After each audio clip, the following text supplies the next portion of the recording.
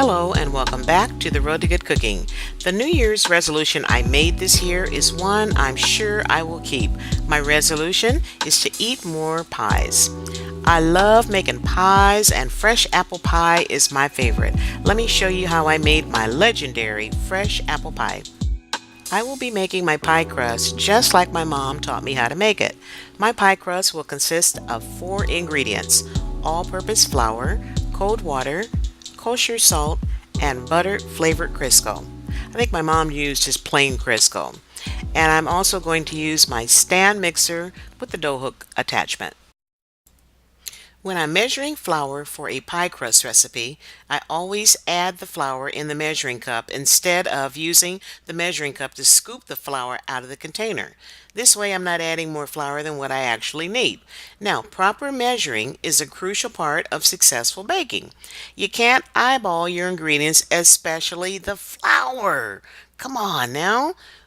Oh, now let's talk about your pie crust failures. I guarantee you probably added way too much flour, didn't you? Couldn't roll it out. It was sticking to the countertop. Everything went wrong with it, didn't it? Go ahead and admit it. I won't tell anybody. I'm going to mix up all my ingredients just long enough for my dough to come together. As you can see, it came together pretty quick, and I took a little piece out, and this is about where you want it, right about here. I can pinch it together and it stays together. It's soft and it's pliable, and it is good to go. I took my dough out of the bowl, and now it is time to wrap it up in some plastic wrap, and from here it's going to go into the refrigerator for about 30 minutes or so. Now on to the apples and spices. I'm going to be using whole nutmeg, pecan pie liqueur, which is going to give my apple pie a really rich caramel flavor, ground cinnamon, ground allspice, kosher salt, and I love making my pies with these apples. They're Honey Crisp apples because they have just the right amount of balance of sweet and tart flavor. Honey Crisp apples will hold their shape nicely as they bake. I forgot to mention this recipe also has 3/4 cups of granulated sugar and 2 tablespoons of all-purpose flour. I will be using a 10-inch shallow pie pan. I added all my seasonings to a small bowl, and I'm going to whisk it all together until it's well combined. I prefer using whole nutmeg as opposed to ground nutmeg because it has a better flavor. I'm going to grate it into the seasoning. I'm going to whisk it all together to make sure that the nutmeg is well incorporated.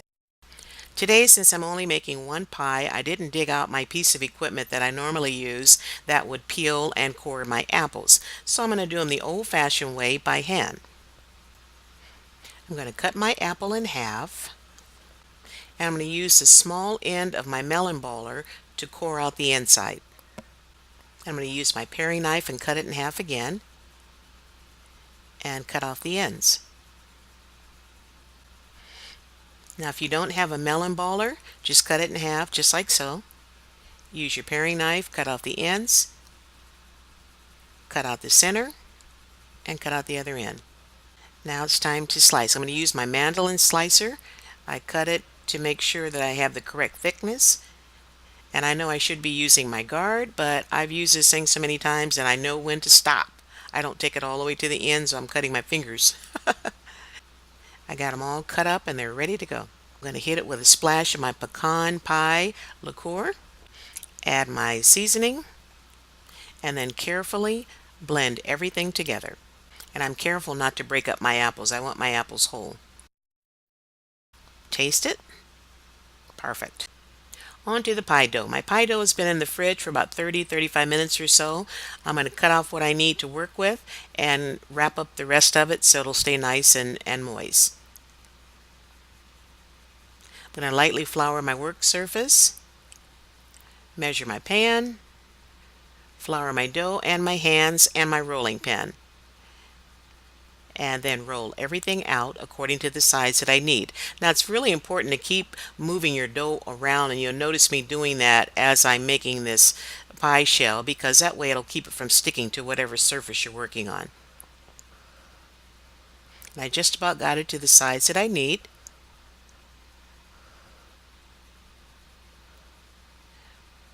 Fold it in half, and I'm going to put it in the pie pan.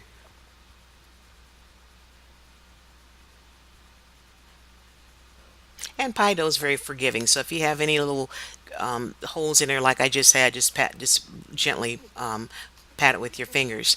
I'm going to pierce it with a fork. That'll keep my pie dough from poofing up in the center. Now on to the rest of my prep work.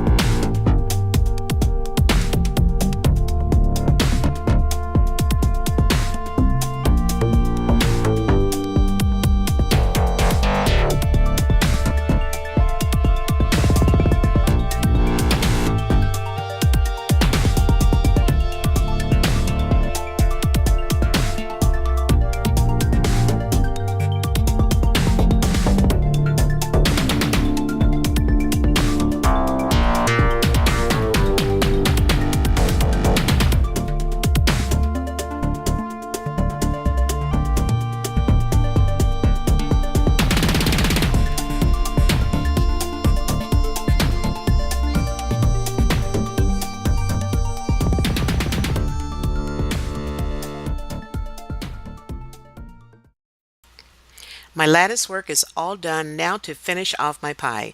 I'm making 3 ropes here, and I'm going to put those around the top of the pie. After I put that on, I'm going to crimp the edges, sealing the top to the bottom.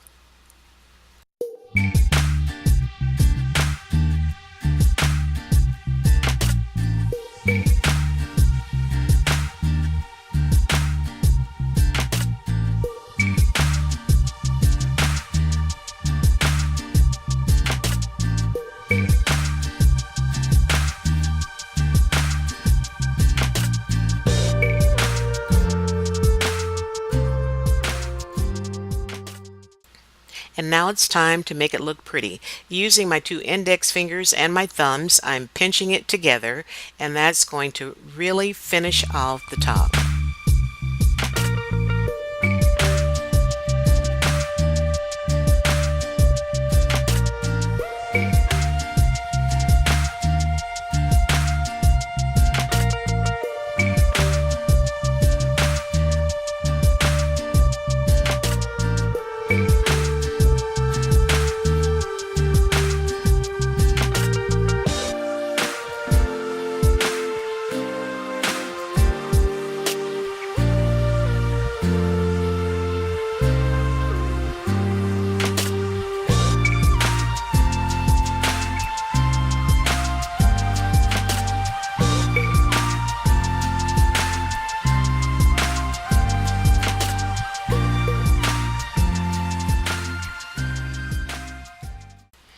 And I bet you think that I'm done, right? No, I'm going to add some more love.